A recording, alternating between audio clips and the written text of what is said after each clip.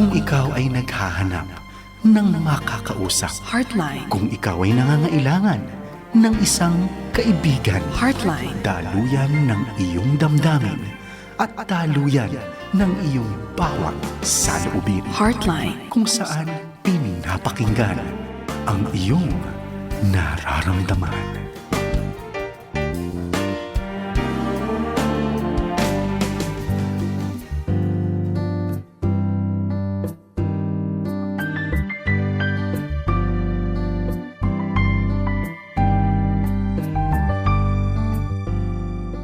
Magandang araw po mga kaibigan, mga kaagapay dito sa 702 DZAS. Welcome po sa ating Heartline Friday Night Edition. Kamusta kayo? At kami ay natutuwang kasama namin kayo mga kaagapay. Kamusta kayo? Welcome dito sa Heartline Friday Night dito sa 702 DZAS, kaagapay ng Sambayanan. At ito ay pinahahatid sa inyo ng Far East Broadcasting Company Philippines. At madidinig nyo kami sa AM Radio 702 DZAS at sa Facebook. Kaya tayo nasa Radio TV. Magandang araw sa lahat na nakikinig kung saan ka man, Luzon, Visayas, Mindanao at sa iba't ibang parte ng buong bansa. Ito po si Kuya Pilo Laharca, ang inyong Coach Pilo. Tuloy-tuloy tayo sa ating pakikinig sa mga damdamin ng bawat isa. Kamusta kayo dyan? Kaway-kaway mga kaibigan, mga katoto, kachokoran. Kaya hilahin nyo na ang mga kasama nyo dyan, kapitbahay, mga kaibigan, katoto, ayan, kagalit. Ayan, kung may kagalit ka, ayan, sabihin mo, makinig dito. Dahil exciting tong ating pag-usapan ngayon. Kasi exciting din ang aking guest na matagal ko na hindi na-invite. Pero I'm sure kilala niyo siya dahil sikat na sikat ito eh. Siya ay tatay ni Ate Shekinah na broadcaster dyan sa Far East Broadcasting Philippines. Si Ate Shekinah Abalon. E di, sino pa iba yun? Walang iba kundi ang kanyang tatay ni si Pastor at si Chaplain Rally Abalon. Hello! Magandang araw, Pastor Rally, Chaplain. Yeah, magandang araw sa iyo, aking kaibigan. Yes. It's nice to be with your program once again. Yes, tagal-tagal tayong di nagkasama, no? Oo. Siguro na natabunan ng mga maraming mga advocacy at maraming ginagawa. Nako, ang guest natin, mga kaagapay, nako, grabe, titulado yan. Wala akong masabi. Hindi ko masabing talagang kakaiba sa mga naging guest ko dahil siya ay isang author. Siya ay chaplain, bishop, tsaka pastor, kung tawagin. Yan. Chaplain, bishop. Pero kuya ko yan, si Pastor Rally Abalon, National Director ng Over the Edge Philippines. Yan, counselor sa mga bataan, tsaka sa mga mag-asawa. Nag-work din sa police ministry, sa PNP, at national convener ng Movement for Safe Schools. Alam niyo, ang mga eskwelahan natin ay kailangan merong safety din. Hindi lang yung safety ng security na binibigyan ng security guard. Ano? Kailangan meron ding mental and spiritual safety ang mga schools ngayon. So mga schools, alam niyo, there is a very important necessity. Lahat ng mga schools ay dapat meron ding safety sa kanilang spirituality, sa kanilang emotional, at mental health. Ano? Ayan, si Pastor Rally Abalon. Yan, nasa National Movement for Safe Schools. At siya ay nasa National Values Formation din. At kasama sa Dean ng Global Life University International School. Diyan sa may Cubao. Ay, nako, Pastor Rally, mas alam niyo. Kaya batiin na natin, Pastor. Yung mga ganun. Yung mga favorite na fans club. Basically, siyempre, aking binabati aking pamilya. Una-una, ang aking may bahay, si Pastor Vicky Abalon, na regular follower kami ni Kuya Pilo, no? At kami ay masugid na tagahanga. Ay tagahanga ko rin kayo, Pastor. Aking mga anak, si Shekinah, siyempre, and si Salmer, yung aking panganay. Same time, yung aking little kid, si Leia Avalon. Yan, yung aking pamilya. Yan. Yes. Ayan, si Ate Shekinah. Nadidinig niyo yan sa Bagong Araw at ang ating newscast Dahil newscaster yan, si Ate Shikana. Hello, Ate Shikana. Magandang araw. Ayan. At syempre, matanong ko lang, Pastor Ali, bakit, Mm-mm. bakit yung babae tinatawag na may bahay? Eh, yung asawang lalaki, Mm-mm. walang bahay. Oo nga, no? Isang malaking katanungan sa atin yan, no? Ah, Buti pa yung well, babae, may anyway. bahay. Yung mga Oo lalaki, nga. wala. Sila doon kasi nag-aayos ng bahay, kaya sa kanila yung bahay. Oo nga. At yung mga lalaki po laging nasa labas ng bahay. may, may pasok, may may trabaho, may sa labas. may lakad, may Oo. para sa lahat ng mga kalalakihan diyan, pagpalain kayo dahil hindi man kayo may bahay, may negosyo kayo. Oo naman. May kinakaabalahan. May kinakaabalahan. Ay, Chap Rally, baka gusto niyo i-share ang inyong latest na flagship books po ninyo para Yeah. Kasi Alright. author tong kasama natin dito bukod sa counselor, nagsulat ng mga libro. Yung nakalagay dyan sa likod niya, ayan, ilan lang yan doon sa mga sa reference. pero may milyon na yata kayong na-author. Anyway, allow me just to share yung mga naunang book, naunang book na na-publish natin, no? Ito po ay ginagamit sa mga paaralan, high school, and even colleges. It's gone national already, and we are so thankful sa favor ng Lord, no? At I remember when I was in Mindanao, Coach Pilo, no? Inintroduce ako ng isang malaking crowd, no? Sabi niya, our speaker is already with us for so many times already. Sabi ko, first time ko lang po dito. No, sabi niya, your books is being used here. Wow! So, I'm so happy. Alright, no? Ilan po sa mga bagong book po natin na-produce ay mga leadership book, para po sa mga estudyante, mga kabataan, and others, no? Stand out, no? Angat ang tapat. Kung meron man tayong para dapat makita. Kung meron man tayong dapat na maging puhunan ay yung katapatan, no? Yan. At stand out ang pangalan po niya, no? Another leadership book is Godly Leaders Build. Kailangan natin to. Importante po ito. At yung isa naman po ay ginagamit ko naman po pang train sa mga youth leaders in the area of speaking, high impact speaking skills or presentation skills, no? Ito po yung mga already being used in different settings at mga contexts, no? At kung sakaling kayo po interesado, I'm willing to share it also to you. Yan. Makukuha ito dun sa Over the Edge, or mamaya po bigay natin yung contact number kung paano makuha. Yes po. Wow.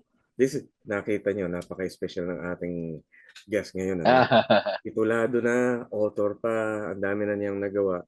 So, isa sa mga tinitingala ko dahil siya ang inspiration kung bakit nais ko magsulat. Pero hanggang ngayon, hindi pa ako nakasulat. Pastor Ali, alam ko may assignment ako sa inyo. Hindi ko pa natutupad yung assignment ko. Ayan nyo. In the good timing of the Lord. Ayan. Yeah, you have to write a book. Kailangan mailagay ang iyong karunungan sa mga kamay ng mga magbabasa. Tama. Naisip ko ngayon, minsan nararamdaman ko sumasakit na yung likod ko, tsaka yung kaso. Yeah. Sabi ko, naku, Lord, wag mo muna akong kunin. Magsusulat ako. Ayun. God is good. God bless you talaga. Yes. Ali, Yes. At ito naman ang blessing natin. Dahil andito na kayo. Ito na yung mga katanungan ng ating mga listeners. Are you ready na? Yeah. Nako, mga kaibigan, ito na. Pasabog natin. Unang tanong galing sa ating listener. Nako, patungkol sa buhay ng love life na ito. Eto, pakinggan niyo po. Sabi ng listener natin, may problema po kami ng asawa ko. We're not okay for almost 3 years now. Nasa abroad po siya and minsan na lang nagpapadala sa amin ng mga bata. Hindi consistent magpadala, no? Tapos casual na lang po kami. Ngayon po, I think I'm in love with my boss. Naku, yung boss. Lumalabas po kami paminsan-minsan and updated sa isa't isa. He is married pero hiwalay din po. Wala namang hiwalay dito sa Pilipinas. Divorce dito sa Pilipinas. Reminder lang po. Naging comfort po namin ng isa't isa at alam ko pong mali ito dahil married po rin kami, parehas. Di po ako makalayo dahil iisang work kami. Hindi rin ako pwede mag-resign dahil paano ako makakapag-provide sa mga anak ko? Ano po gagawin ko? Ay, ano nga po ang gagawin ko? Nako, ano ba yan? Nako. Alam mo Kuya Pilo, marami pong ganyang klase mga eksena sa Oo. ating bansa, ano? At Oo, marahil sinasalamin 'yan. nagpe-pray kami. Oo. Na maging maayos sana, ano? Mm. Oo. Siguro kung meron lang tayong pwede magiging mungkahi sa kanya ay unang-una ating Mm. sundin ang kanyang pagkakaunawa na mali ang kanyang ginagawa. Di O ba? tama, alam na Una niya. sabi niya, Mali sinabi mo nga, mali. mali Di nga. ba, ano? At pag ipagpapatuloy ang kamalian, hindi ho mangangahulugan na magiging tama o yon o magiging maganda ang resulta. Mm. And sometimes when a person continue to do things na mali, Mm. parang sa tingin niya nagiging tama na because of the deception, ano? At Mm. ang nasa isipan natin is habang malinaw pa sa kanyang isipan, mali ito, mali ito, mali ito. He has to have a way na ito ay magawa ng paraan at mai-correct. Oo. Siguro hindi rin po Kuya Pilo na makakatulong yung kanyang sinasabing isang workplace lang sila. Ayan eh. Yun eh. Uh, Siguro siguro kasi, ba naisip niyang tama kasi meron siyang longing, may longing. meron siyang na parang kulang sa kanyang relasyon na buhay. Dahil Yes. sira yung kanilang relationship ng mag-asawa, naghahanap siya at Yeah. natatagpuan niya dun sa boss. Nako, boss! Boss Aman din. Alam niyo, ano yan delikado sa labor code yan. Oo naman. Oo, supervisor ka. Nako, yari ka pagka nasilip yan. Nako, ang laki ng accountability mo, boss. Lagot ka, boss. Kung sino ka man, boss. Ha? Nako, mabobosabos ka dyan, boss. Ayan. So sana magkaroon siya ng paraan, ano?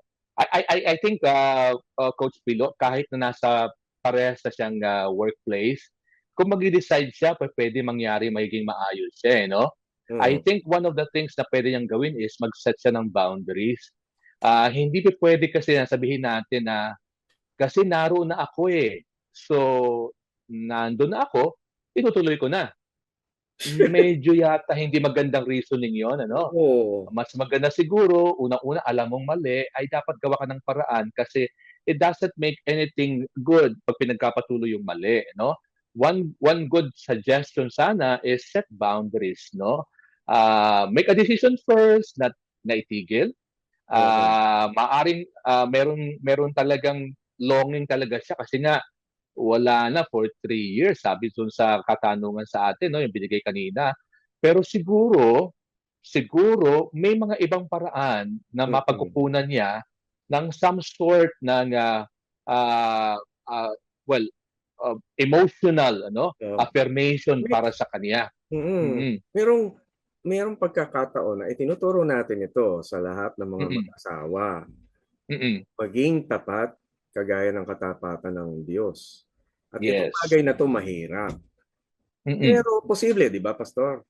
Yes. Kasi merong kabutihang na idudulot yung tignan mo at antayin mo yung pagkilos ng Diyos dun sa relasyon ninyo. Kasi ang usual na pananaw, pagka kinasal ka na, iniwan ka na ng Diyos, bahala na kayo sa pagkilos nyo. Pero hindi totoo yun. Yeah, tama. Grabe.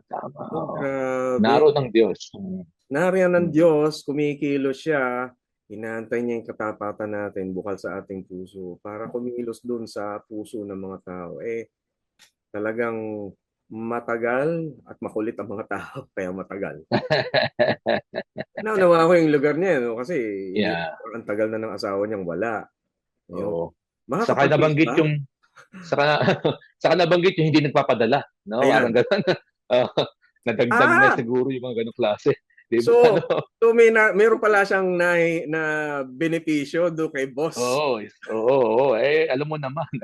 Ayan. So again, marami mga components, ano, pero it doesn't make it any right Kahit sabihin mo meron kang nakukuhang emotional affirmation or whatever things, maaring material yan. Pero kapatid, ang mali ay mali, no? And if a person is reasonable enough to accept, by virtue of what the Word of God says, yung pong bagay pong iyan ay dapat pong wag nang ipagpatuloy, no?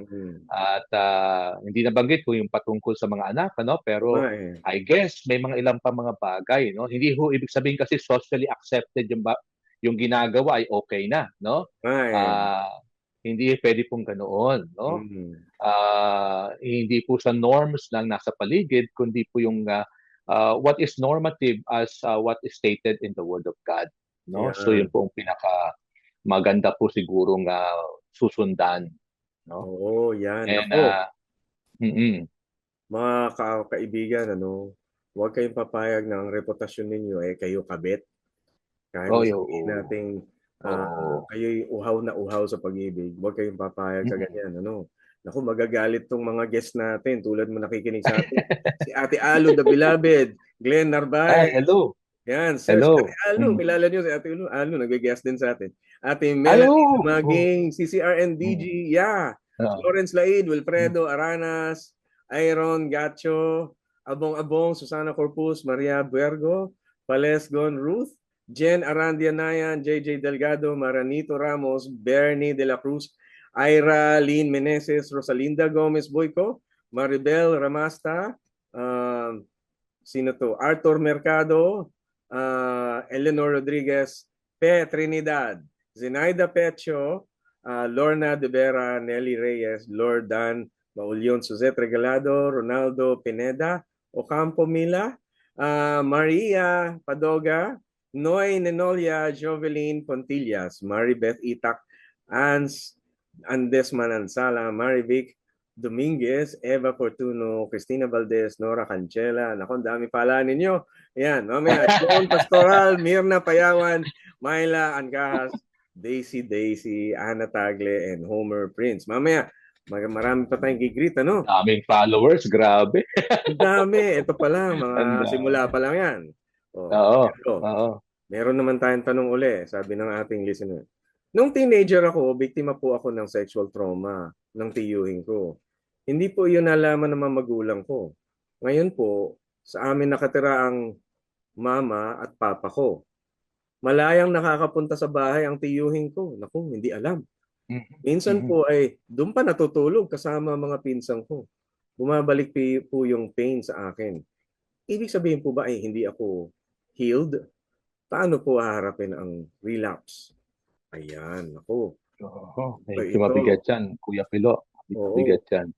Bumabalik yung mga pangit na alaala. Lalo andun, hindi na-resolve.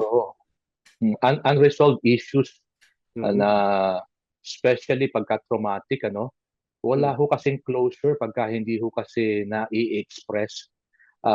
I guess kung nangyari nung panahon ng bata pa siya, meron po tayong mga batas dyan, yung violence against women and children, dapat po yan ay na-address kasi kung hindi po siya na-address, there would never be a healing, hindi po magkakaroon siya ng kaayos. Every time na makikita niya yung tiyuhin niya, babalik at babalik ang lahat ng karanasan, lahat ng pain. It's all because hindi po siya na-address, may mga akong narin pong ganyang klase, pastorally, siyempre pamilya kami, ayaw namin pang maging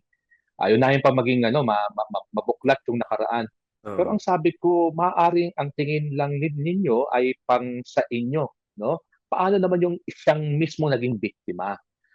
What we are saying is, would we be part of an accessory by virtue of not addressing yung pangyayari na dapat gagawin, So, ang nasa isip ko, Coach Pilo, ay hindi po siya pwedeng ma-heal kasi yung ganyan po mga sitwasyon at mga pangyayari sa buhay, it takes somebody to help a person. Kasi ika nga sa addiction, yung naka-counsel kasi ako sa addiction, hindi nalulung ang isang tao mag-isa sa addiction. Meron po nagtulak sa kanya. At hindi rin po siya makakaalabas sa addiction unless somebody will help that person. Yeah. Ganoon din po ang ating binabanggit sa ganyang klase, no? Although napakahirap po 'yan, we will not be saying or belittle yung kanya pong sitwasyon dahil mabigat po 'yan, Mm-mm. pero it takes guts at humility at honesty sabihin sa kanyang closest person, maaaring yung kapatid niya or even yung kanyang mga magulang. Kung meron man Oo. siguro pinaka-close, magulang Mm. no? Para siya ay matulungan, no? Kasi madalas nahihiya silang sabihin sa magulang kasi kamag-anak din ng magulang yun. Oh, oh, Magkakagulo. Iskandalo oh, pa baka rin. hindi masama no, baka hindi pa siya kampihan. Oo nga eh, baka nga ang kampihan Ayun, yung sa pa yun. tiyo. Oo, Yeah. yun ang mabigat, no? Oo. Bringing more insult to the pain, no? Paano ba maging higit? Pare, andito ka na sa sitwasyon na yon, hindi mo maalpasan, hindi ka Mm. maka-eskapo. Paano ba maging mas malaki kaysa dun sa problemang iyong dinadanas? Well, maraming pwedeng direksyon. Unang-una, you have to be honest with what you are Yes. experiencing. It Mm. takes understanding na hindi mo kayang mag-isa, di ba? And that's why you're asking for help. And that's a good start na nagpadala siya sa atin ng katanungan, no, sa Mm. ating pong programa. Pero beyond that, there should be somebody else who will be physically with her, no, na tutulong, gagabay, sasama at kung mamarapatin nga, pag naroon yung tiyuhin, naroon din yun, no?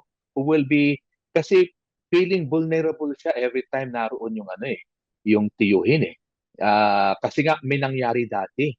So what we are saying, kinakailangan sabihin niya kung ang nais niya makaahon sa ganitong malalim na Mm. karanasan, masakit na karanasan, Yeah. kinakailangan sabihin po niya yan sa isa na malapit sa kanya.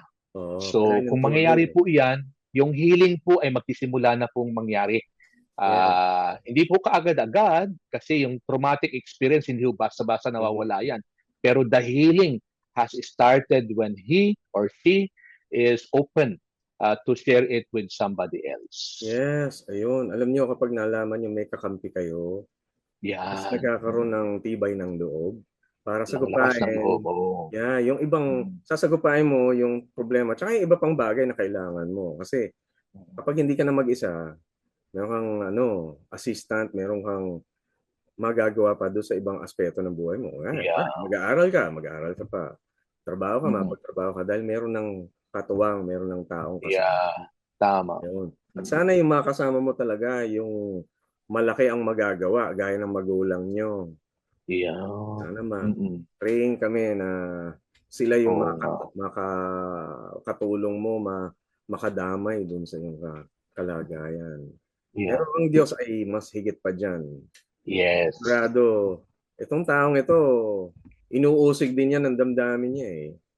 Sigurado yan. Sigurado. Pero Kuya Pilo, ang usaping ito hindi lang to usaping emosyonal, Yeah. Usaping legal din ito. Yeah, Na dapat oo. i-address, no? Mm-mm. We also believe na ito ay, yes, of course, spiritual, pero usaping legal ito na Mm-mm. dapat ay ma-address, no? Kasi nga, magpapatuloy ito, baka hindi lang siya maging isang biktima, baka madagdagan pa yan. Oo nga eh. No? Ayun. Yung Yun ang yung nakakatakot. hustisya na dapat matanggap kung hindi na bibigay, may kulang talaga. Yes. Ako nga in-encourage ko eh. Ano niyo, pastor? Meron akong case. Hinawakan ko. Inules siya talaga. Ano pa? Official ng church pa. Inules siya. Ang tanong ay ganito. Ang tanong niya, paano nangyari yun na yung tao na nagbigay ng pananampalataya at nagturo sa akin patungkol sa pagiging courageous, bakit siya pa yung gumawa sa akin nun?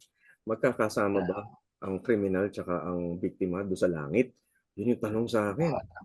Kakatakot na katanong kayo. Pagka ba napunta sa langit, kasama siya doon? Paano na itsura ng langit na yun? Sabi ko. Sabi ko, ano nga ba itsura ng langit? Andun ba yung kriminal tsaka yung biktima? Hindi natin masabi. Pero ang sigurado ko, ang taong nagbago ay pwedeng mapunta sa langit at para pagdating yung kapatawaran naroroon. Pero kung hindi siya, hindi siya nagbago. Dapat dito pa lang sa mundo, napatunayan niya yung pagbabago niya. Katulad ni Sakeo. Oo. Hindi inantay ni Sakeo na siya ay mamatay para magbago. Doon mismo sa harapan ni Kristo, nagbago siya. Nung time na Yeah. kailangan niyang magbago, hindi niya inantay hindi siya nagpatagal. Immediately, nung nalaman niya mali siya, nagbago siya, nagsisi siya, binayaran niyang danyos yung kanyang mga pagkukulang. Yeah. Restitution. Restitution. Yan. Ganun din naman yung Tama. ginawa nung thief in the cross, Yeah. yung kasama ni Kristo, yung dalawang magnanakaw. Ang sabi ng isa, yung traditionally na kinakilalang Dimas, ang sabi niya, Panginoon, Saka si Estas. si Extas. Ayun. Sabi ng traditionally, sabi, Panginoon, wag mo akong kalimutan pagkadating sa paraiso. Pero bago niya sinabi yun, sabi niya, Uy, Estas, wag kang ganyan. Tayo deserve natin dito, pero siya hindi. Tayo, talagang dapat lang tayo parusahan. So, kinilala niya. Hindi man siya makakilos. Yeah. Alam niya, deserve niya. Alam niya, willing niyang pagbayaran yung kanyang pagkukulang. Dito pa lang sa lupa. Naalala ko, Pastor. Yung mga tao akong nakausap, mga may kasalanang malaki at malapit na mamatay. Kasi yung nakausap ko, kriminal, at malapit na siyang mamatay. Ang hirap. Hirap na hirap silang tanggapin ang gospel. Talaga. Oo, hirap. Dahil Grabe. paano nila malalaman, mapapatunayan sila'y nagbago o sila'y talagang nagrepent? Wala silang maipatunay na merong repentance sila dahil malapit na silang mamatay, naalala nila yung kanilang mali, hindi pa sila makapag-sorry dun sa mga taong nagawa nila ng kasalanan. Ang hirap nun. And doon ko nakita na, kapag dito sa mundo, pagka hindi ka nagpakatino, hindi mo ginawa yung para sa iyong kapwa, parang kung ano ang ginawa mo sa iyong kapwa, siya rin ginawa mo sa kanya. Paano mo hihingan ng tawad kung hindi ka nakahingi ng tawad sa kapwa mo? Paano ka patawaran na matatanggap mo kung hindi mo mahingan ng parang yun. Grabe. Well, marami talaga. Maraming no. But the grace of God is abounding, When a person decided, when a person really humbles himself, available ang kapatawaran ng Panginoon. Proseso, siguro kung paano siya magkakaroon ng peace, proseso na ang Diyos din ang maglalagay para sa kaniya. And we have seen it so much, We have seen it so much in many instances. Parang yung nangyari kay Dimas, kahit hindi niya magawa yung pagdadanyos. Yeah. Pero kinilala niya talagang yung karapatan, That's how amazing ang grace ng Lord. Ibang klase talaga. Lord, thank you. Ayan. Kung yung kanina, merong boss na nakikalaguyo doon sa babaeng empleyado niya. Nako, eto, boss din. Ang tanong naman ng ating next listener, sabi niya, sobrang toxic po ang boss at ng working environment namin. Feeling ko ay inihila na lang ako para magtrabaho. Yung siguro, alam niyo yun, yung parang tinatamad ka ng pumasok. So, sobrang nakakawalang gana. Paano ko po ito harapin? Mga taong demotivated, hello, kaway-kaway dyan, mga kaibigan. Kung kayo nagtatrabaho at parang demotivated kayo, pakinggan nyo to. Pastor, sige, Chap. Alam mo, Coach Pilo, mayroon din tayong mga nakausap by way of counseling na nasa workplace, And halos kalintulad yung ganyong klaseng concern. Pastor, paano po ang ganito? Ilan sa mga na-advise natin, which of course is by virtue of just kwentuhan, hindi naman formaliting pag-ibigay na advice, just a way of sharing from the wisdom of the scripture, So, una, sabi ko sa kanya, you need to identify those people, Minsan kasi yung experience mo sa isa, hindi ibig sabihin experience mo sa lahat. Di ba minsan pag meron tayong pain, parang lahat na halos, yun ang tingin natin, Hindi naman lahat siguro ay masabi natin toxic, Pero I will agree, meron talagang toxic. But the first one is you have to identify them. Kasi pag hindi mo ma-identify, you cannot address, di ba, Yeah. And mahirap kung same place kayo, toxic person, it makes also the environment toxic as well. Yan. At pag ganun ang karanasan mo araw-araw, yung mental health mo bagsak na bagsak. Yes, At yes. the same time, yung productivity ng kung ano man trabaho o negosyo meron kayo, bagsak din. No? So, siguro ang nasa isipan natin is, una-una ay i-identify yung mga toxic people. Alright? Mm. Ang purpose nun, para malaman mo how you will be addressing them. Pangalawa is initiate some sort of boundary. Kung lagi Mm. kang nasaktan, pinahihirapan, hindi ba mas maganda gawa ka ng boundary na Mm. kung saan ay hindi ka may impluwensyahan ng kung sino man. Mm. So, pag na-identify, initiate, siguro Mm. mag-implement ka ng mga bagay that will improve yourself. Mm. Usually kasi napansin ko, no, pag ikaw, halos kaparehas mo lamang sila, para madali ka lang api-apihin, no? Pero when you are improving yourself, di ba, Yes. Kuya Pilo, ano? Hindi Mm. hindi ka na basta-basta kakantiin. Bakit? You are on the whatever rising position, no? And Oh. I guess it is on our end na hindi man natin pwedeng mapigil ang mga sasabihin o gagawin ng iba, Mm. pwede natin sigurong kontrolin ang pwede natin magiging response sa kanila. Yan, Kung oo. araw-araw nangyayari sa iyo yun, di ba dapat gagawa ka ng paraan para hindi mo maranasan araw-araw? Yes. Oo nga. Baka So, naman kasi yung mga toxic dyan, ilan lang. Can you oo naman. imagine? Kung lahat kayo toxic, ewan ko lang kung yung negosyo nyo tuloy pa. Panigurado sarado yan bukas. Lahat kayo toxic, ano? Lahat kayo nag-aaway, lahat kayo laging galit, lahat kayo Oo. nandaraya, ganyan. Oo. Bukas makalawa, aalis ka na talaga. Wala na yan. Pero alam mo, natuwa ako doon sa isang advice na nakuha ko, no? Sabi, kung mahirap, huwag ka mag-resign. Kung mali, mag-resign ka. Ayun. Aha. Kung mahirap lang, sagupain mo, tsagain mo, marami kang matututunan. Marami kang mapapractice na tibay dyan. Pero kung mali, doon ka umalis. Kasi kung hindi man mali, huwag kang umalis. Pagka mali na talaga, huwag kang maging parte ng kamalian doon. Wari, Bagay. Tama raya, rin. nang i-scam. Oo. Oo. Huwag ka You dyan. become an accessories with others, no? Mahirap yun. Oo. Tsaka buti nga dito sa Pilipinas, mayroong mga labor laws na poprotektahan na. Hindi ka basta-basta yayayain na gumawa ng masama dahil may mga batas. Hindi ka pwedeng basta i-harass o bastang i-coerce o bastang i-bully. Hindi ka pwedeng basta i-sexually abuse ng ganito. Ang dami ng mga batas na nagpipigil dyan sa mga katoksikan na yan. Yan. Tama. Alamin nyo yan dahil yung batas na yan nagpoprotekta sa inyo. At ang dali-daling umilag ng mga toxic sa iyo dahil alam mo yung batas. Yes. Pag alam mo yung batas, no? Karamihan sa mga tao hindi alam yung batas kaya gumagawa. Yun ang problema. Yun ang problema, no? So dapat meron din magpapaalam sa kanila. Yeah. And that's very, very helpful.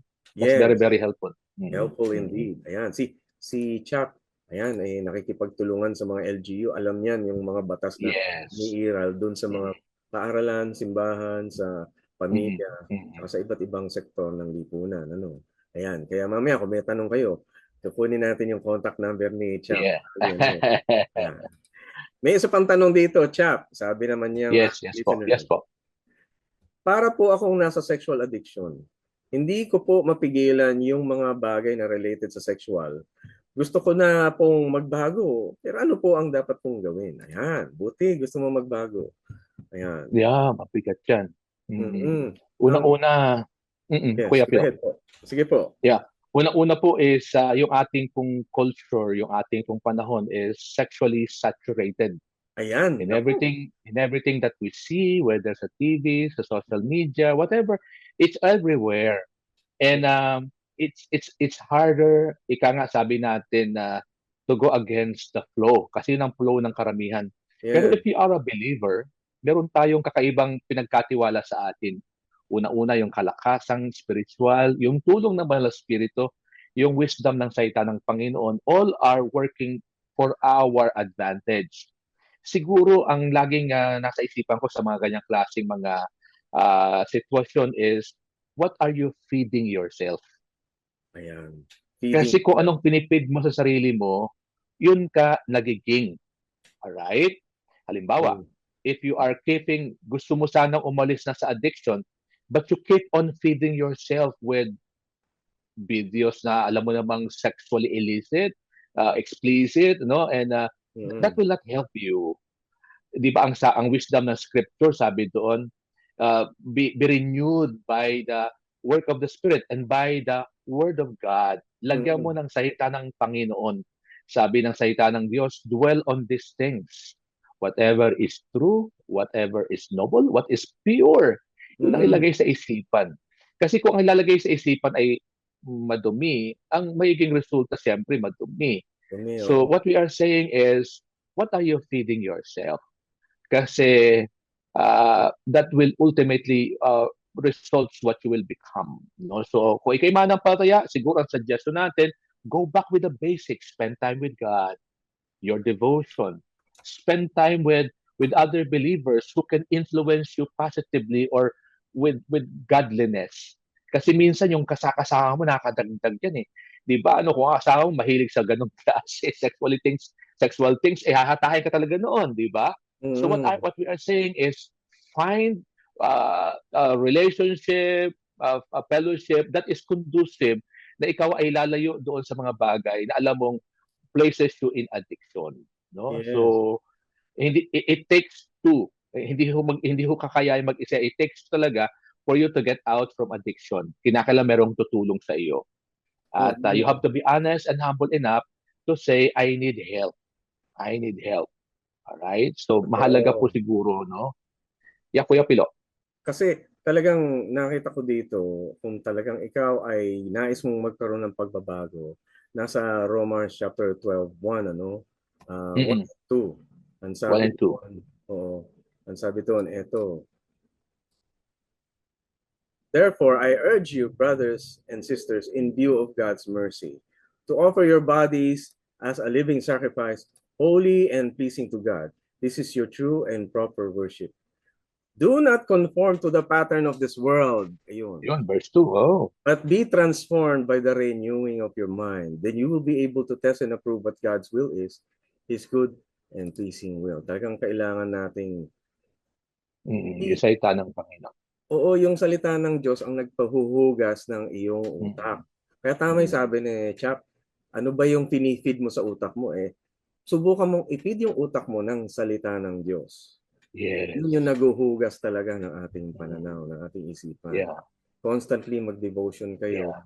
Makikita niyo yung paghugas ng Diyos sa ating pag-iisip. At the same time, syempre, sundin mo yung iniuutos ng Panginoon diyan para malayo ka rin sa pattern ng buong mundo ngayon.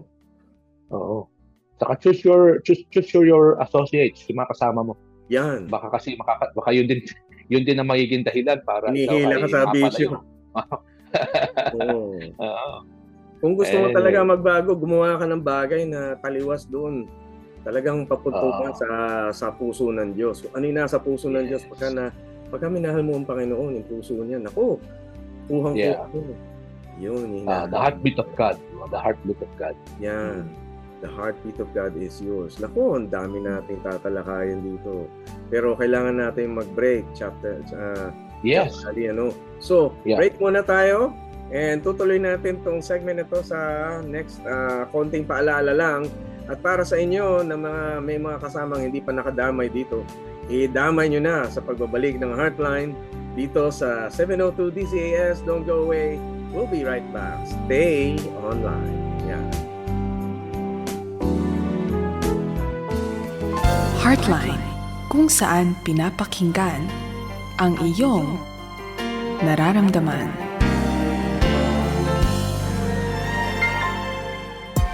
Sabi nila, tayong mga Gen Z ay di mapakali, malikot, maharot, at maikli ang attention span. Pero, di nila alam, kaya tayo ganito. Marami tayong worries, mga alalahanin tungkol sa magiging buhay natin. Makakapagtapos pa ba ng pag-aaral? Makakapagtrabaho? Makakasama ko pa ba ng matagal ang pamilya? Sa ganitong mga tanong, nagre-remind sa atin ng Diyos sa Psalm 46:10, Be still and know that I am God. Be still. manatili. Kalma. Easy ka lang, friend, dahil ang ating Diyos ay tapat until the end.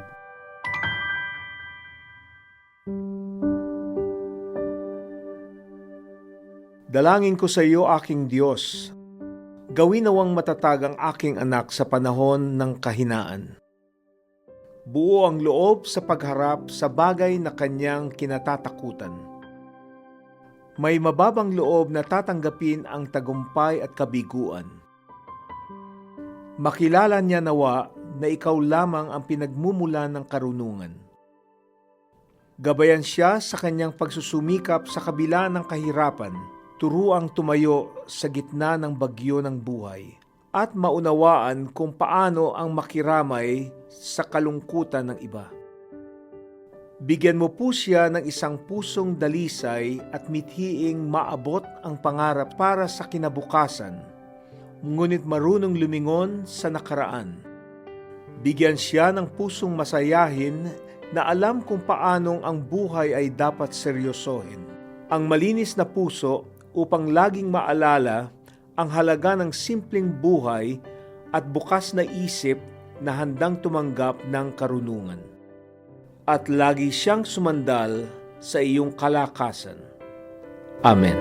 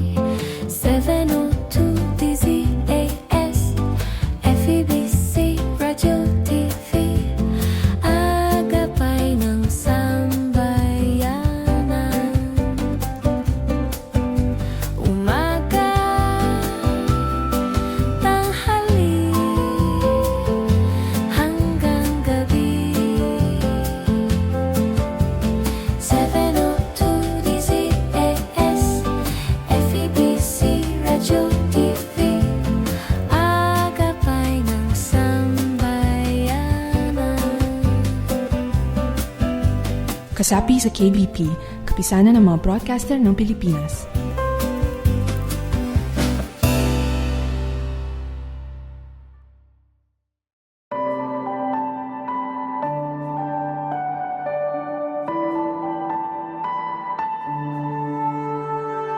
Sa paglipas ng mga taon, taglay ang mabuting balita. Ebanghelyo ng Panginoon, ipahayag kanyang salita. Hanggang sa dulo ng daigdig, iparating ang pagmamahal. Hanggang lahat ay makarinig, si Kristo ang itatanghal. Sa bawat sulok ng mundo, sa lawak ng papawirin, sa bawat lahi ng tao, sa tayog man at sa lalim, si Kristo ang ihahayag. Pag-ibig niya'y dala-dala, hanggang sa marinig ng lahat ang mabuting balita. Ang lingap ay ipararating, iba't ibang kaparaanan, sa lupa at sa himpapawid, malapit at malayo man. Hanggang sa dulo ng daigdig, iparating ang pagmamahal. Hanggang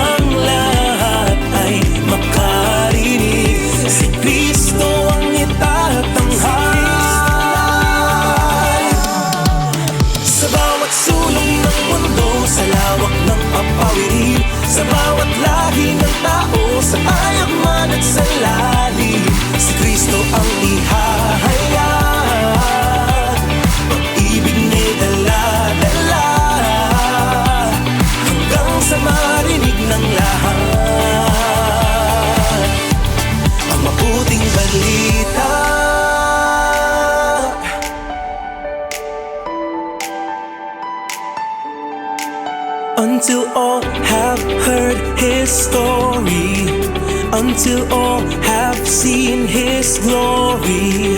To each corner of the world will proclaim his living word, until all have heard his story, until all have seen his glory. To each corner of the world will proclaim his living word, proclaim his living word. To each corner of the world, far beyond what eyes can see, to all peoples of the earth, through the land, the sky, the sea, Jesus we will proclaim. His steadfast love we will share, till all have heard, till all have good news. Sa bawat sulok ng mundo, sa lawak ng papawirin, sa bawat lahi ng tao, sa tayong man at sa lalim, si Kristo ang ihahayag, pag-ibig niya'y dala-dala, hanggang sa marinig ng lahat. Sa bawat sulok ng mundo, sa lawak ng papawirin, sa bawat lahi ng tao, sa tayong man at sa lalim, si Kristo ang ihahayag, pag-ibig niya'y dala-dala, hanggang sa Heartline, kung saan pinapakinggan ang iyong nararamdaman.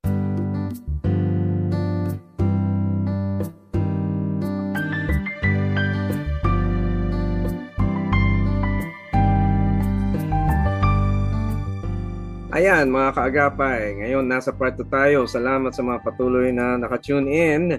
At tayo ay tuloy-tuloy dito sa Heartline Friday Night Edition. Nako mga kaagapay, kamusta na kayo? Mga tropa natin dyan, si Homer Prince, si John Cuenca, Melda Apostol, Mylene Bautista, Manolo Santiago Teodoro, Axona Abiles. Nako, thank you very much sa inyo sa patuloy na pakikinig sa atin. Ang mga katropa ko dyan sa Back to the Bible sa second floor clinic, ang mga espesyalista at mga doktor sa second floor ng Back to the Bible building sa West Avenue, Quezon City. Ayan, kamusta kayo? Dr. Ken Villanueva, ang ating cardiologist.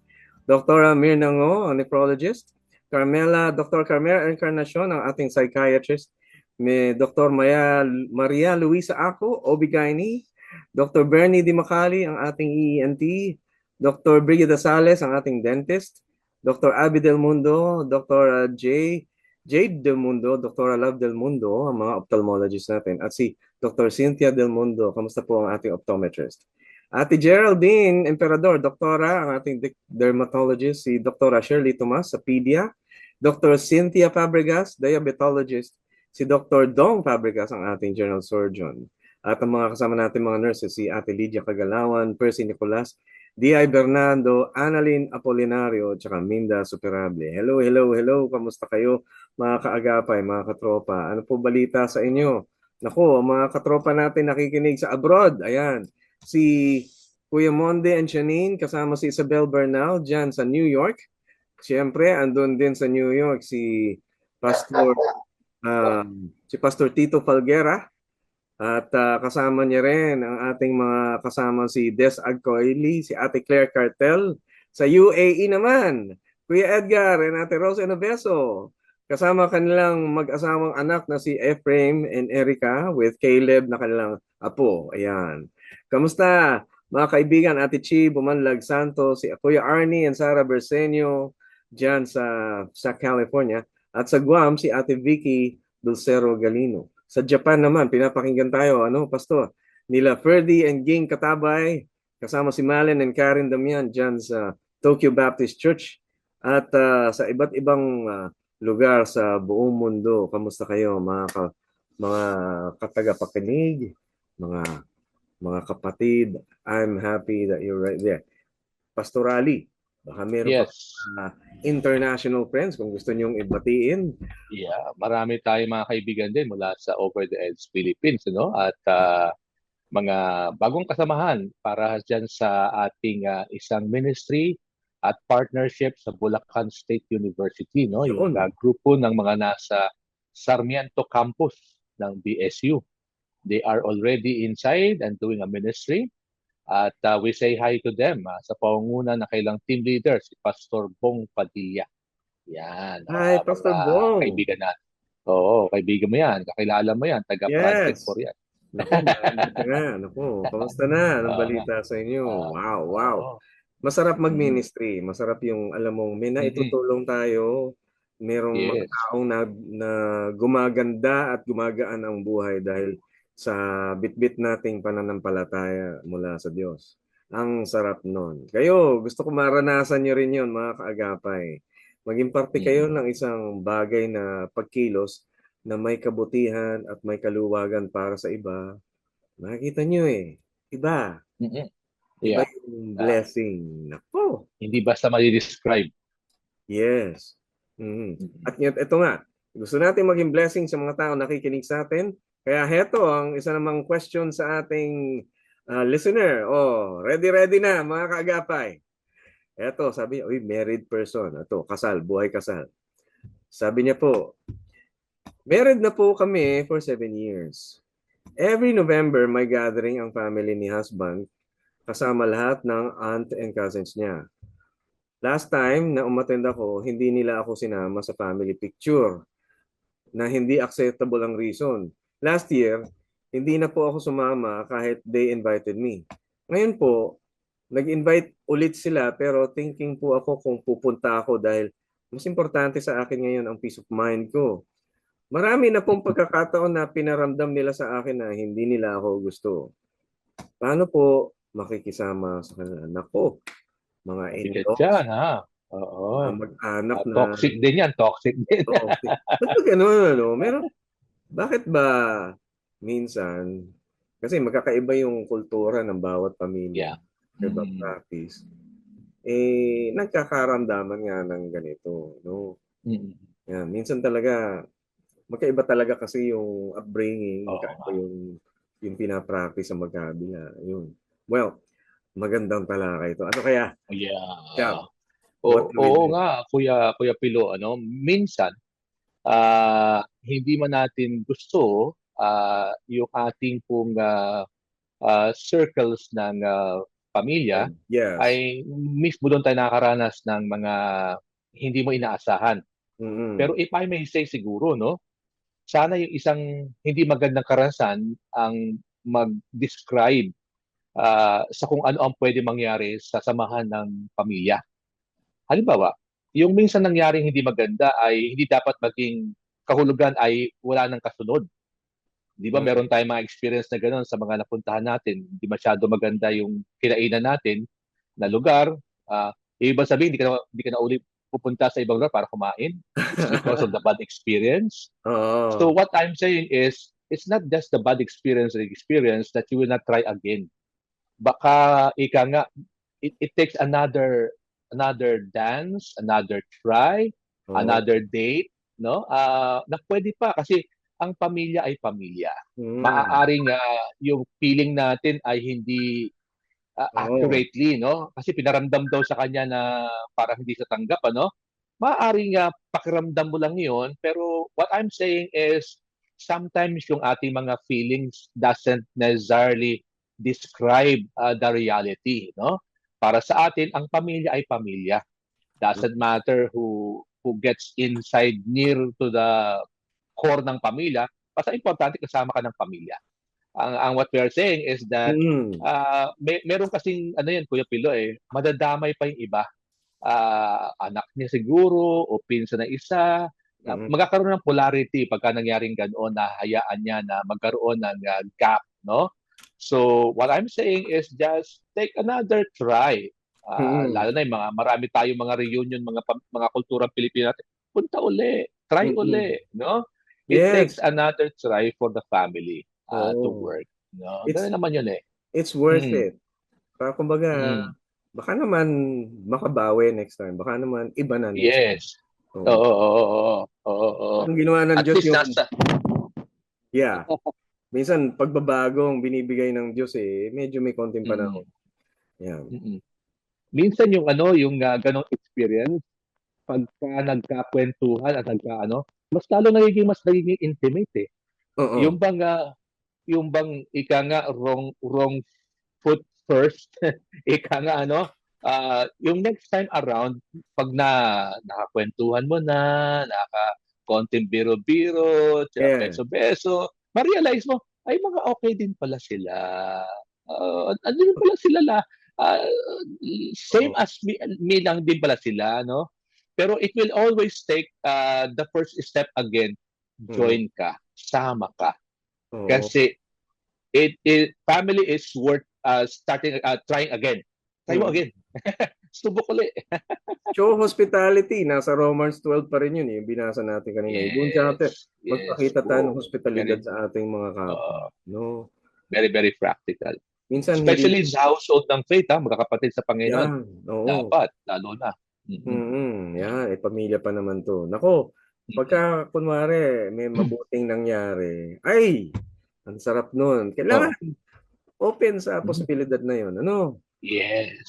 Yan. Yes. Tama. Yan. Eto, Saka hindi siya pwede umiwas, Kuya Pilo, no? Hindi pwede siyang umiwas ng palagi.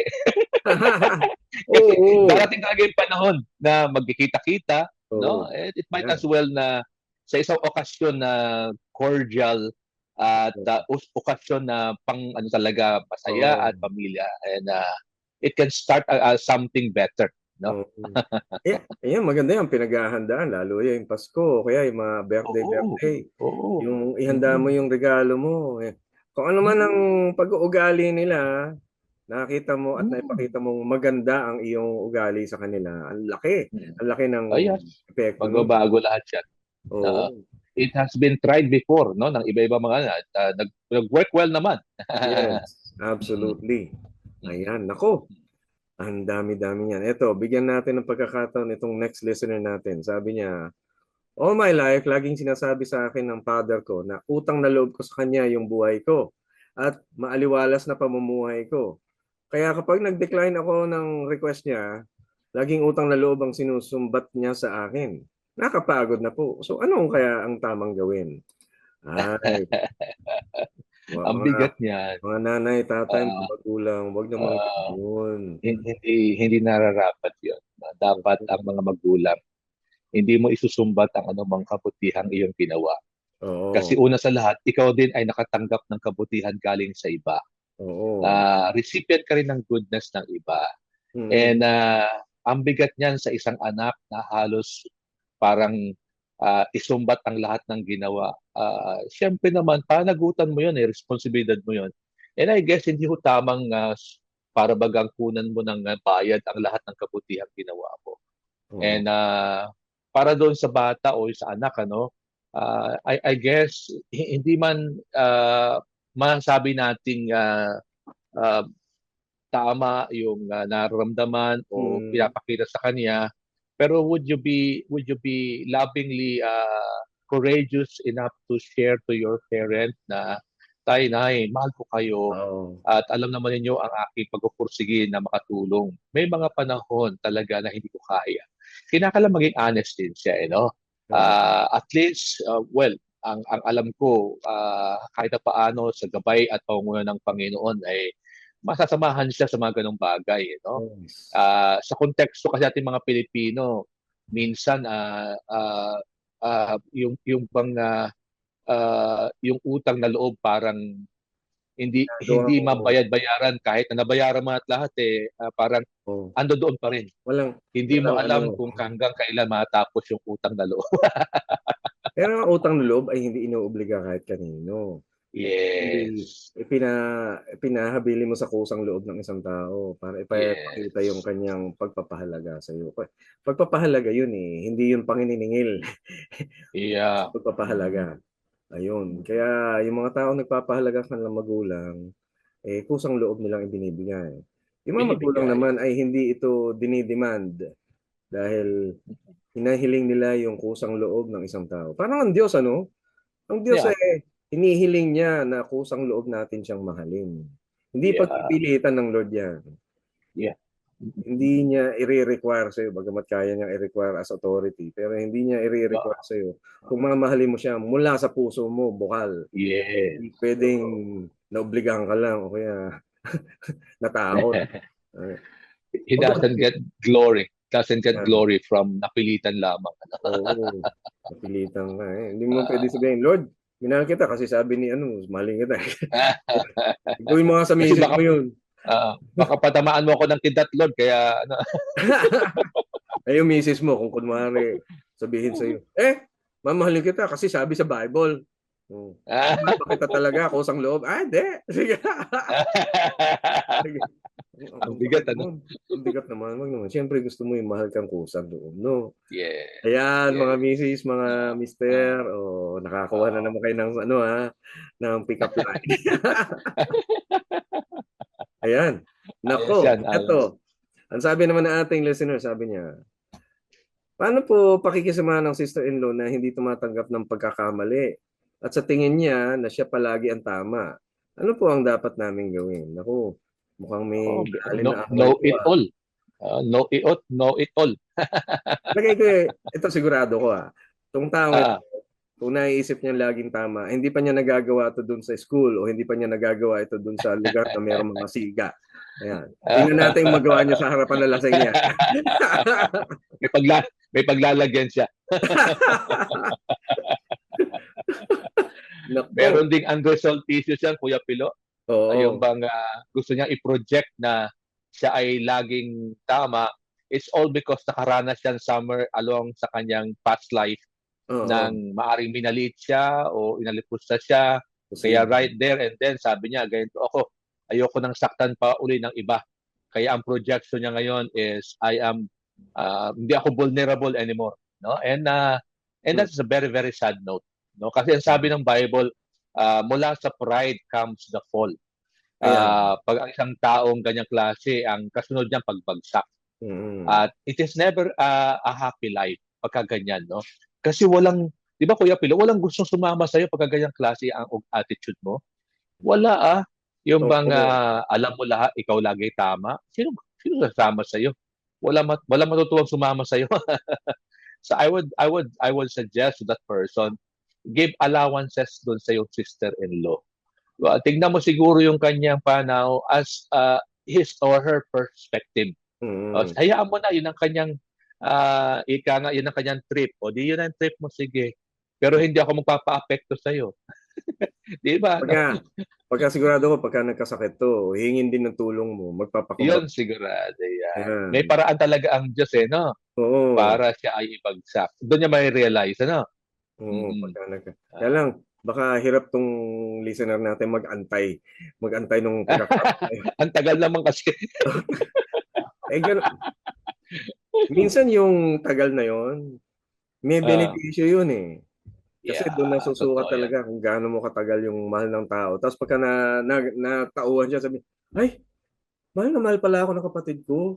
Hindi ko kalahin. For the longest time pala, no? Grabe. Ayun, naku, marami tayong pagbabago. Lahat tayo na hindi perpekto. Kaway. Lahat na hindi perpekto, alam natin yan. Pagpapakumbaba pa rin. Nasa Romans 12 pa rin yung sinasabi sa inyo. Very practical ang Romans 12, no? Practical living. Oo, kailangan wag tayong mayabang. Magpakumbaba tayo. Yan ang sinasabi ng Romans 12. Kung ano man yung sinasabi ng ibang tao sa inyo, pakumbaba lang, hindi tayo magiging higit sa ating kapwa. Pero hospitable tayo pa rin.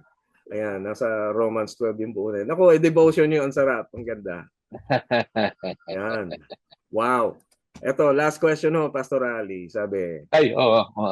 Sabi niya, masama po ba akong anak at kapatid kung i-decline ko muna ang mga pabor nila dahil I'm building my own family? Nagpre-prepare po kami ngayon ng boyfriend ko na para sa aming kasal. 6 months to go kaya hindi ako makapag-support sa family ko. Pakiramdam ko ay nagtampo sila sa akin. Reality yan. Kuya Pilo, reality yan. Kultura ating Pilipino, yung parang hirap awatin. Parang baby, no? iaawati ng nanay, 'di ba? Panahon na Oo. siya maging parang independent o hiwalay na sa kanyang nanay o sa Yes. kung sino man inaawat 'yan, 'di ba, no? Hindi puwedeng for the longest time lagi kang nakadikit, naka-whatever dun sa, Oo. ika nga sa magulang mo. May panahon talaga ng you have to have your own. And Yes. I realized itong, ating, friend na nagpaabot ng kanyang katanungan sa atin is a very good naman ang kanyang desire, and that is to Mm. prepare. May mga iba kasi walang preparasyon sa kasal, eh. Sa Oo. kanya naghahanda talaga. It's a very, very good one. Oo. And I guess siguro ang maganda ay kausapin niyang maigi ang kanyang pamilya. It's Mm. not because na tatalikuran niya whatever that he, can help or she can help, ano? But right now, the priority is for the preparation. Yes. Okay? So, siguro it will take diyan kwentuhan, yung Mm. pagiging open, no? And allow them to see yung ganda ng pamilyang pinaghahandaan. Yes. Katulad ng bini-build nung mag-boyfriend na ito, no? At siguro ang beauty lang nito siguro ay mag-usap kasi nga minsan pagka parang nasanay sila na lahat ng gano'n hihingi sa ano, lahat ng gano'n, lahat ng pangailangan ay gano'n, no? May panahon Mm. para doon, may season para ganoon sa ganong klase. Mm. Pero sa pagbabago ng season, siyempre hindi maintindihan ng iba 'yan, mag-a-adjust 'yan. Pero it takes siguro ng patience, understanding, being honest, no? Yes. Makukuha din 'yan, no? Oo.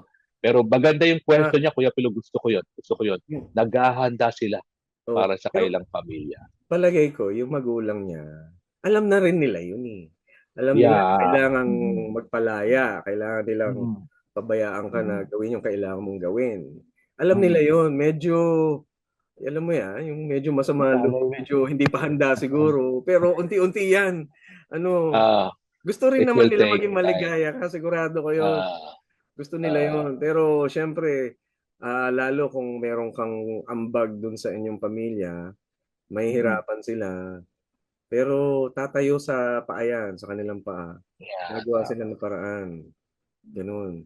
Pero hindi naman, Oo. sa totoo lang, Pastor Ali, nung kinasal Mm. naman ako, hindi naman ako biglang kinalimutan ko na ang mga magulang ko, tsaka yung mga Mm. pamilya. Hindi. Ano, dumadalaw pa rin ako. Dadala pa rin ng Mm. pagkain, nagbibigay pa rin ako pag kaya, gano'n. And naunawaan naman ng wife ko, lalo na ngayon, matanda na si mami. Wala naman siyang pagkukunan ng hindi naman siya makapagtrabaho na, wala siyang pagkukunan ng income. So, kami mga kakapatid, tumutulong pa rin, gumagawa ng paraan. Hindi Mm. mawawala, hindi nawawala yun. Yun yung kusang loob na utang na loob na ipinapakita ko sa mga magulang ko. Dahil talagang pinapahalagaan natin sila. Hindi porket may sarili ka ng pamilya, hindi na sila importante. Hindi naman, eh. Mm. Mm. Hospitable pa rin tayo sa mga tao, lalo na dun sa mga nag-alaga sa atin. Ano. Pero kailangan niyang, itong ating listener, kailangan niyang iayos din. Priority talaga yung kanilang kasal ng boyfriend niya. Wala naman silang away, ano? Wala. Pero maganda yung sabi niya, ako ba'y masamang anak? Masama ba akong kapatid dahil sa hindi na ako nakakatulong? Siguro maganda rin tingnan natin yung self-worth niya Oo. ay tignan din niya, it's not because hindi na katulad ng dati nakakapagbigay ka ng tulong ay bumaba na ikaw. Wala yon, hindi yung tamang pagtingin sa yung pagiging esteem mo bilang isang anak o kapatid. It's Mm-mm. just because right now you are building up something for your own, no? Yes. And minsan kinakailangan din i-resolve yung ganung klaseng issue, no? Kasi baka dalhin mo yan sa yung pamilyang binubuo, 'di ba, no? Na what you are now is having a right priority for your own family. And nobody will do that for you. Kayong dalawa lang ang gagawa talaga yan para sa inyo. And Exactly. mahalagang maifocus silang maigi yan. Ayan, yung mga kinakasal dyan, ha? Okay, mayroong mga konting blues, konting adjustment yan. Pero panigurado, adjustment period yan. Oo. Ganyan. Pero pagka mayaman kayo at husto ang ipon nyo, nako, mas madali. Merong puldang. Kasi yung mga taong maiiwan, makaka-adjust, meron silang puldang. Yes. Pero kung siyempre tulungan ng mga magkakapatid, tulungan ng magpapamilya. Yeah. Kung mag-aasawa yung isa, edi saluhan yan. Kami, Tama. ako, naalala ko, bunso ako eh. Hmm. Nauna yung mga kapatid ko na kasal, ganyan. Edi siyempre, habang bawasan ng mga magkakapatid, nagkakanya-kanyang pamilya na, andun yung pressure sa bunso eh. May pressure sa bunso. Sabi, mag-aasawa pa ba ako? Paano kung hindi kaya? Ganun, ganun eh, may pressure. Pero yan, may mga pagkakataon naman, madidiscover niyo. Makikita niyo yung direksyon ng Diyos para sa inyo. No? Ayan. Ayan, ako. Ang daming mga pangyayari. Well, wala na akong question dito, pero eto magandang talakayan. Ano? Siguro ang pinaka-tema dito is yung maging matyaga tayo sa ating kapwa. Huwag tayo matukso dahil kailangan natin umiwas sa mga tukso. Kailangan tuloy-tuloy tayong gumawa ng kabutihan sa harap ng Diyos. Matanong ko lang, Pastor, ano, ito siguro importanteng question para kasama sa tema na ito. Yan. Sa lahat ng ating mga nararamdaman, alam kaya ng Diyos ang damdamin natin na nakakaramdam din kaya siya ng ating nararamdaman? Pare, nararamdaman natin tayo nangungulila sa asawa, okay, nararamdaman natin hindi tayo makahango sa ating habit, o parang tayo inaaway, normal natin, nararamdaman kaya ng Diyos? At meron ba kaya talagang plano ang Diyos doon? Ganun. Mabigat yan, pero we all understand that God is... Pastor, parang nangungo tayo. Ano nangyari sa ating mic? Di bale. Parang habang ina-adjust yun ng konti, yan. Pero magandang tanong ito dahil marami ang nag-iisip. Nararamdaman ba ng Diyos ang kalagayan ko? Yan. Ako ba'y pinag-iisipan ng Diyos ng may magandang mangyayari sa buhay ko? Kuya Pilo, we all understand that God is there with us, no? Ramdam man natin o hindi na naroon siya sa panahon na tayo ay nahihirapan or masabi natin sa panahon ng ating suffering, ay naroon siya dahil sinabi niya yon sa kanyang salita, no? If you are a believer, sabi niya, hindi ka iiwanan ng Panginoon kahit anong mangyari. And another very, very vivid promise niya, yung sinabi niya na iniukit na ang iyong pangalan sa aking palad. That's the way of saying God is with you when everybody walks away. When everybody has forgotten you, He is there. Pero kasi ako, Kuya Pilo, na isang membro, na namatayan siya ng kanyang anak. Masyadong mabigat, no? At ang tanong niya ay, ang hirap sagutin, sabi niya, nasaan ang Diyos? Oo, yan, maraming ganyan po. Ang bigat nun kasi namatay ang anak niya eh. So, can I mention couple of verses sa Bible? Mahirap sagutin kasi yung tanong galing sa pain. Stems up from pain. So, ang sabi ko sa kanya, habang ikaw ay umiiyak din ang Diyos. Naroon siya. And hindi ko man mabanggit ang lahat-lahat, pero ang alam ko ang Diyos kasama mo. In fact, ako ay isang patunay that God is with you because I'm staying with you. Hindi ko man maramdaman yung lalim ng pain, pero ang Diyos ramdam niya yan. At if you will be honest and humble enough to say, God, I need you, He will be there for you. Minsan kasi, yung pain natin, ina-isolate yan tayo na lumapit sa Diyos. Sana yung pain, sabi ko sa kanya, sana yung pain, itutulak ka kapalapit sa Diyos. Kasi mula doon, makakatanggap ka ng kagalingan. Right? No? And hindi natin mabalik yung buhay na nawala, pero ang alam ko, ang Diyos may mas dakila na karunungan. Hindi man natin kayang makita yan sa panahon natin ngayon, pero ang alam ko, ang Diyos ay higit na mabuti, higit pa sa ating mga pain, higit pa sa ating mga pagdududa at mga fears. He is still good, and He is good all the time. Ang gusto ko sa Panginoon, meron siyang kakaibang tibay ng loob. Hindi siya umaatras sa hirap. Hindi siya umaatras sa sakit o sa pain. Hindi siya umaatras sa mga insulto o sama ng loob mula sa ibang tao. Wala, hindi siya umatras. Nakita natin yun na voluntaryo niyang binitbit yung krus. Kahit na pinapahiya siya. Hindi niya umatras doon. Noong pa lang sa Garden of Gethsemane, sinasabi na niya sa Panginoon, kung pwede, tanggalin niyo sa akin yung saro na to. Pero hindi yung kagustuhan ko, kundi yung kalooban mo, Panginoon. Yes. Minsan din natin maintindihan, ba't kailangan ko pa dumaan sa gano'n? Bilang tao, syempre. Bilang tao, Yes. ayokong may mamatay, ayokong may masugatan, ayokong na mayroong maghirap, magdusa, ayoko yung napupunta sa kalagayan na napaka-uncomfortable, napaka-pangit. Ayoko ng gano'n.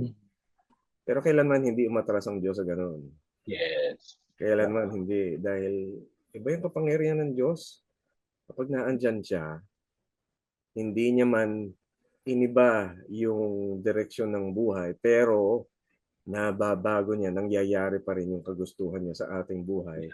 At laging may maganda't mabuting dinudulot yun. So parang mayroong tibay na higit pa sa kamatayan. At I think pinakita ng Panginoon yun sa ating, sa kanyang pagkabuhay maguli.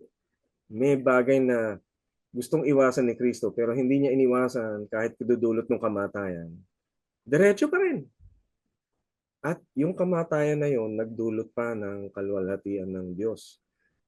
Ang mabuhay ka muli. Isang bagay na nagpakitang yung posibilidad ng Diyos higit pa kaysa sa mga posibilidad na naiisip natin. Yeah. Wow. Well, God. i-request ko po na panalangin po natin ng mga listeners natin. And I'll give you the floor, Chap. Sige po.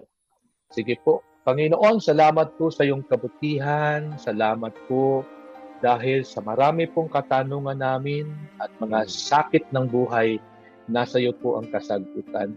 Pinapalalayan po namin siya na nagpaabot ng kanya pong katanungan, kahilingan. Meron po, Panginoon, siyang problema sa kanya pong pamilya. May problema, Panginoon, sa relasyon. Salamat, Panginoon, ang pamilya ay iyong idea. Ang pamilya ay ideology o Panginoon. Nais mo magtagumpay ang bawat pamilya.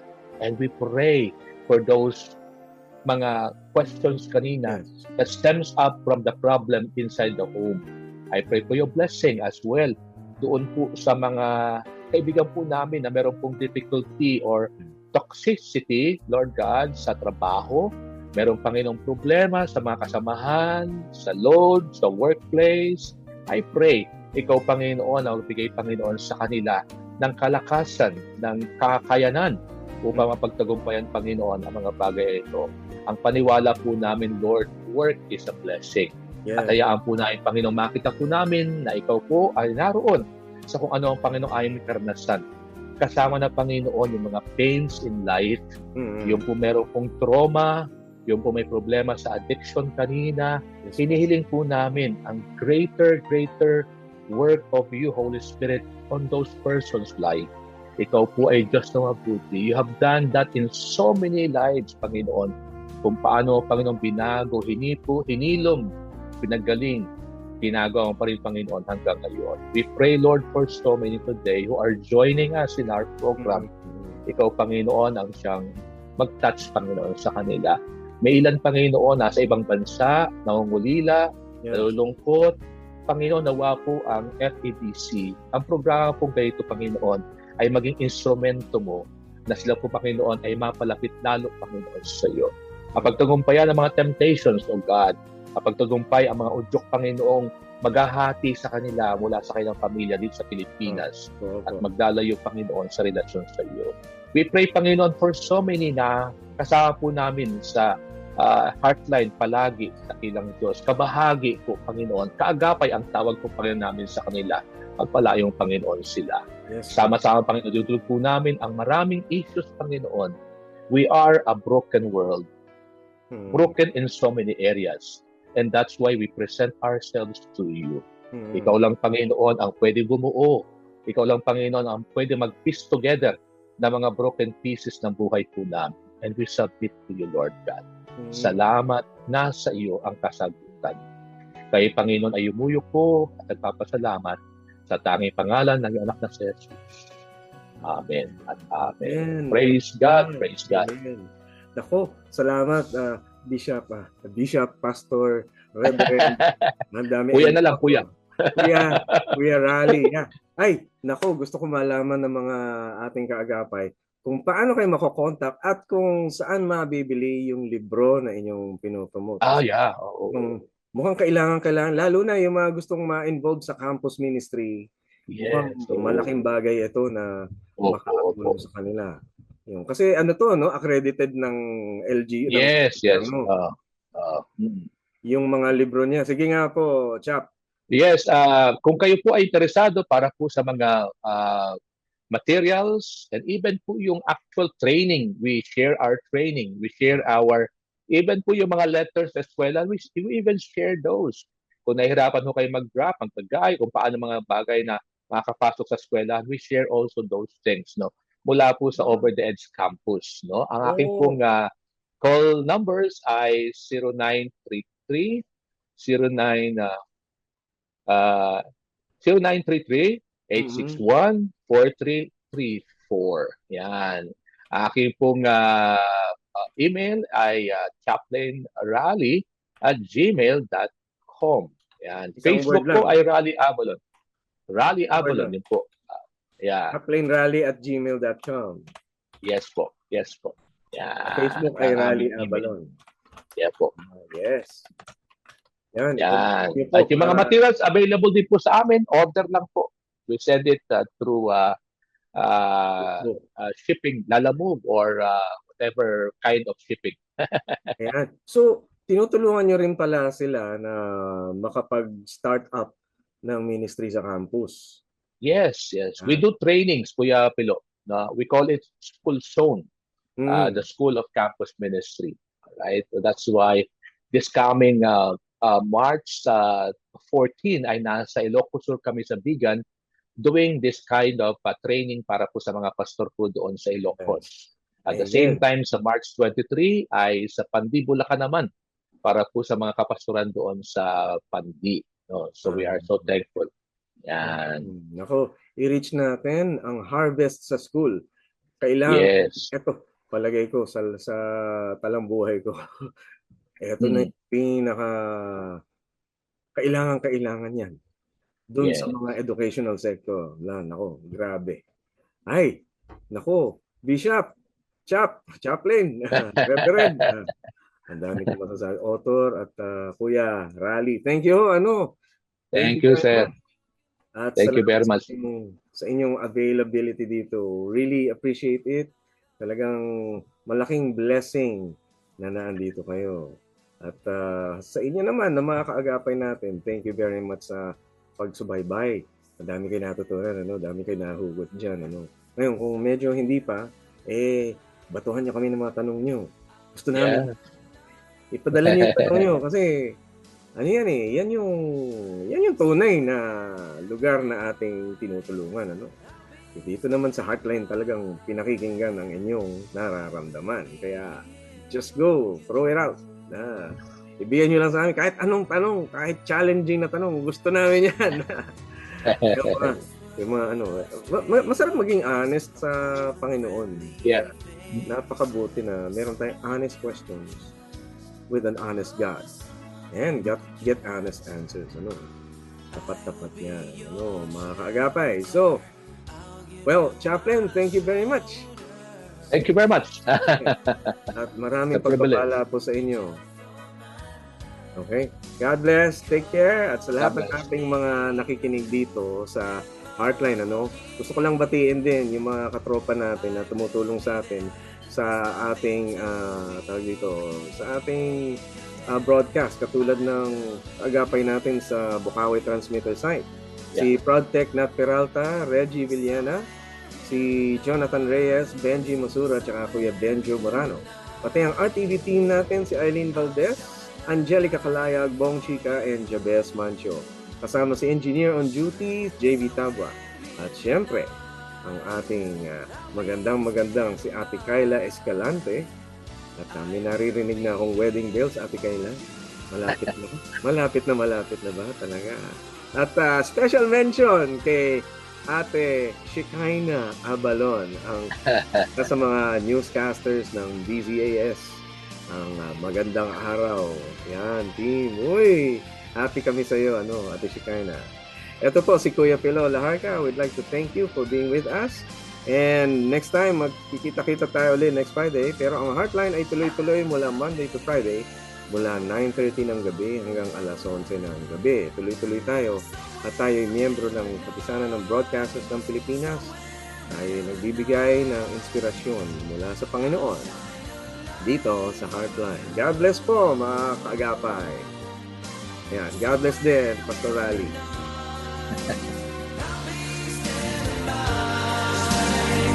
I will be here for you.